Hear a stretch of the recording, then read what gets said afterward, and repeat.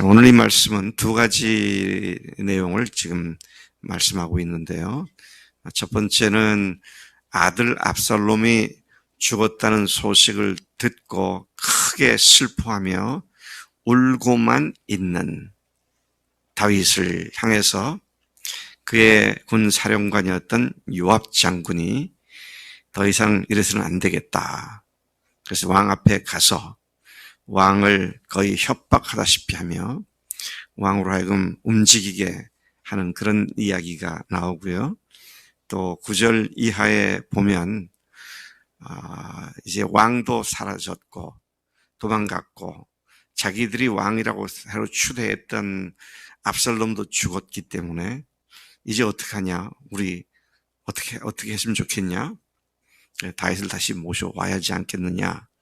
이런 이야기를 한다는 것이 다윗의 귀에 들렸을 때에 그 소식을 듣고 다윗이 사독과 그다음에 아비아달 두 제사장에게 사람을 보내서 야, 너희들은 내 고륙 친척이 아니냐.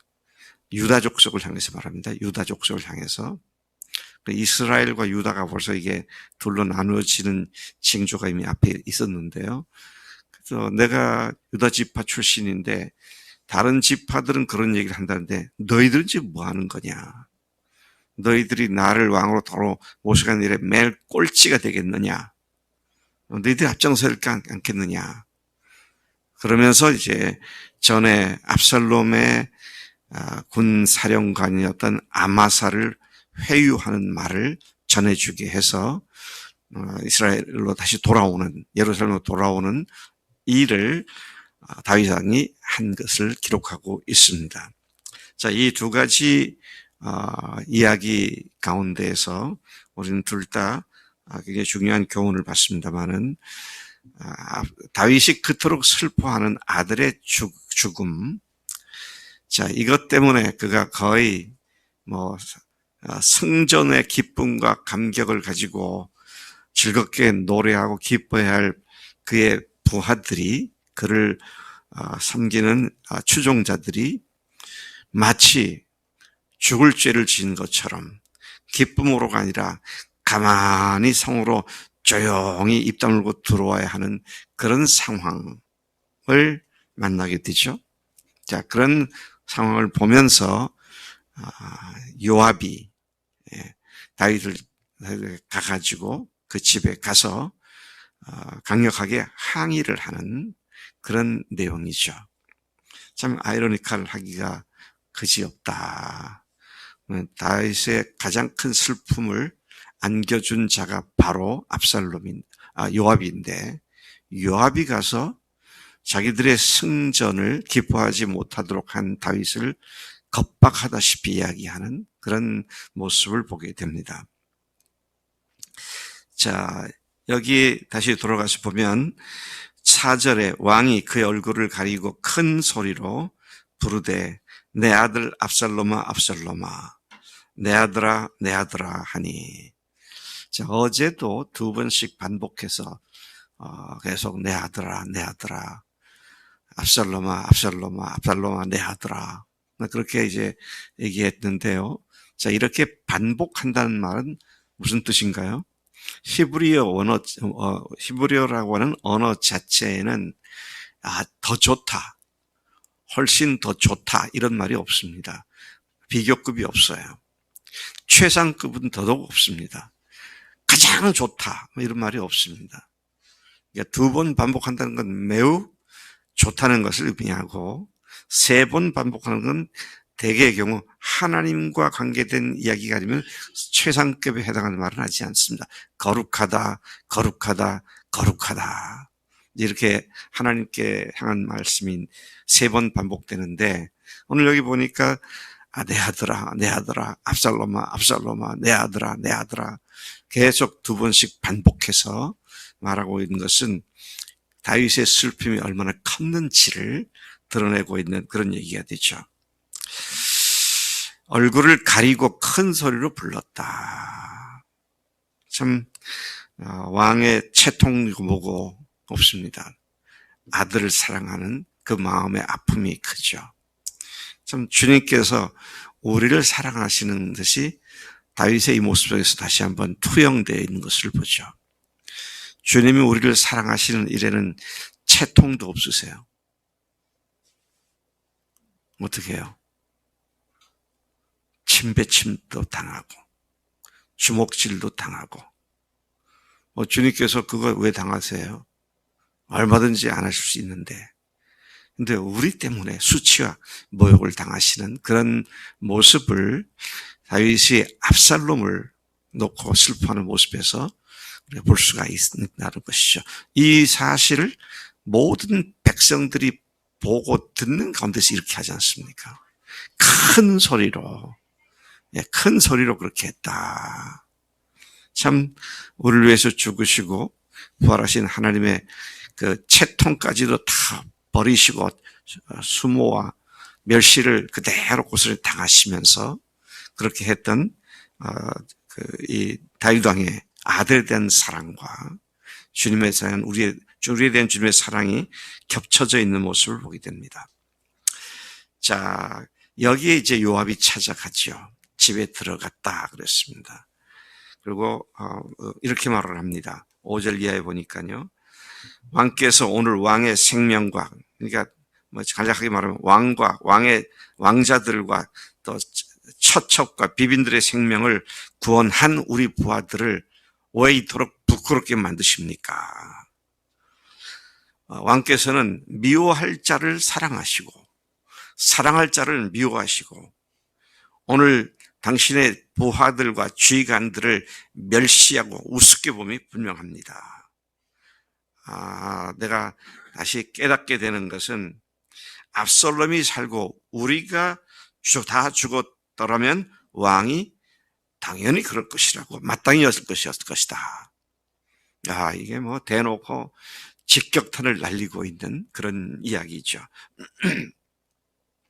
7절에 이제 곧 일어나 나가 왕의 부하들의 마음을 위로하여 말씀하옵소서. 내가 여호와를 두고 맹세하옵나니 왕이 만일 나가지 아니하시면 오늘 밤에 한 사람도 왕과 함께 머물지 아니할지라. 그리하면 그 화가 당신이 젊었을 때부터 지금까지 당한 모든 화보다 더욱 심할 것이다.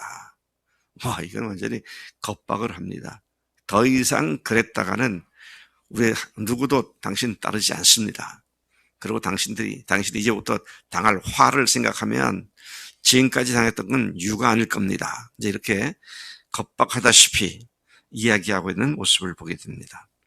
자, 그 말을 듣고 왕이 일어나 성문에 앉았습니다.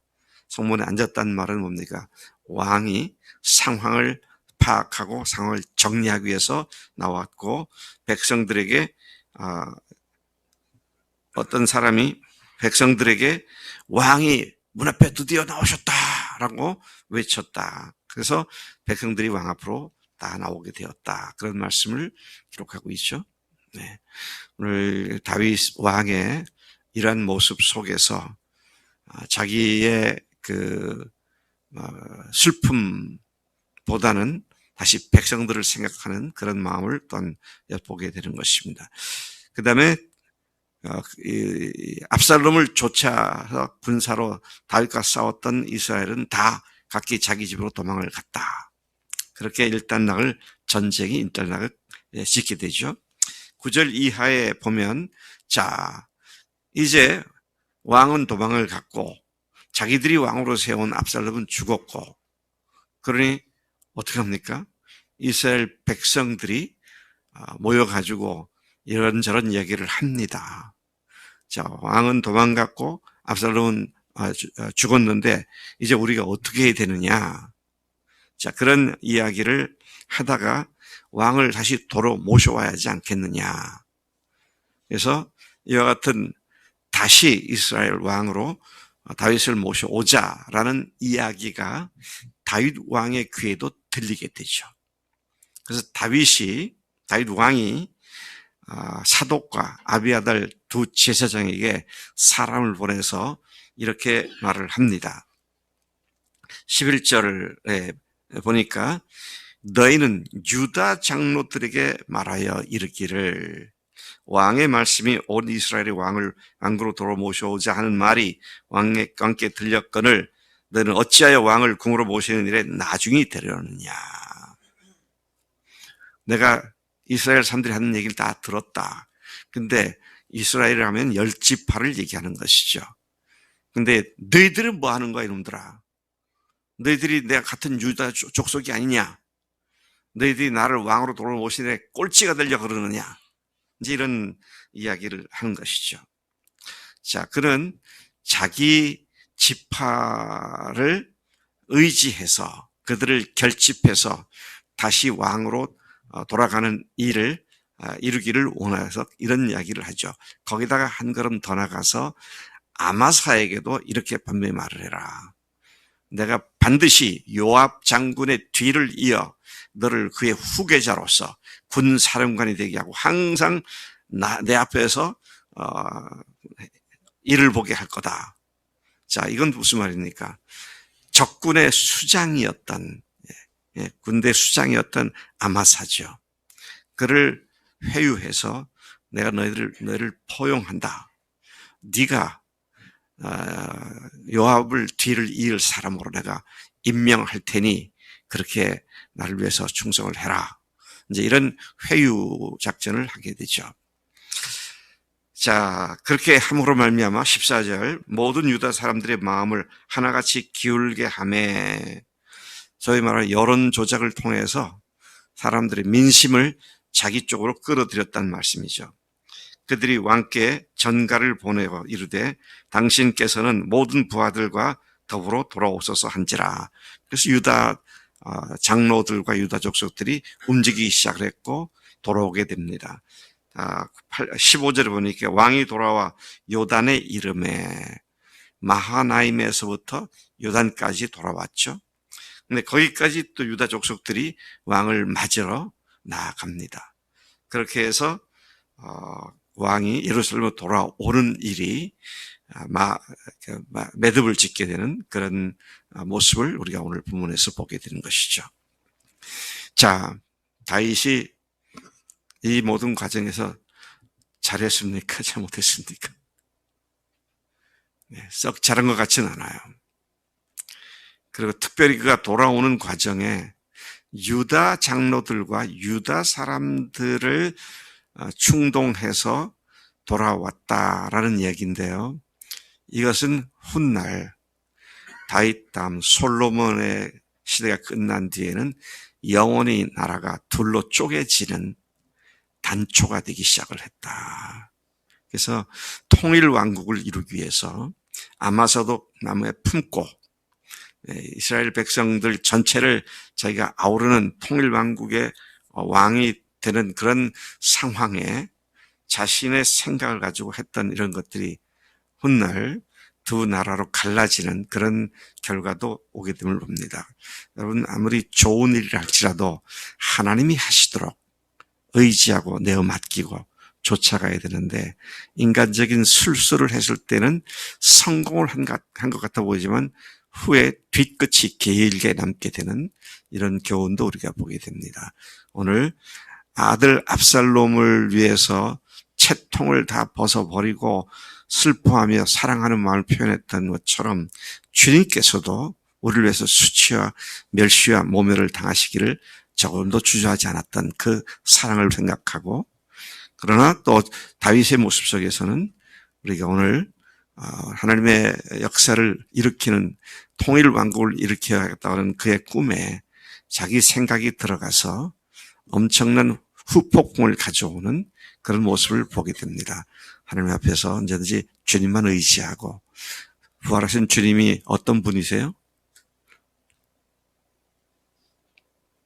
부활하신 주님이 어떤 분이시냐고요. 제가 질문을 아주 고약하게 하죠. 이야기가 여러 가지 답이 나올 수 있는데 부활하신 예수님은 지금 살아계신 분이십니다.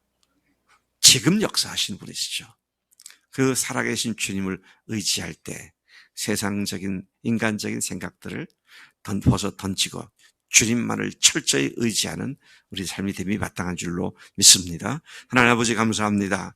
오늘 다윗의 아들 압살롬의 죽음을 슬퍼하는 모습, 또 다윗이 하나님 통일 왕국을 꿈꾸며 사람들을 회유하고 자기 족속을 결집시켜서 그 일을 이루는 모습을 봅니다. 하나님, 우리가 참으로 주님의 사랑을 보여준 다윗의 모습과 또 주님의 일을 자기 생각으로 자기 꾀로 이루려는 두 가지 양면을 보는데, 하나님께서 항상 우리가 인정받을 수 있는 그런 삶을 살도록 우리를 인도해 주시길 빌곤합니다. 그렇게 하실 때 늘 순종케 하시고, 순종한 결과가 뒤끝이 없고 후환이 없고 항상 평화롭고 하나님의 영광이 드러나는 그런 영광으로 아버지 우리를 인도하실 줄로 믿습니다. 오늘도 그렇게 살겠습니다. 감사하고 예수님의 이름을 기도로 삼나이다. 아멘. 아멘.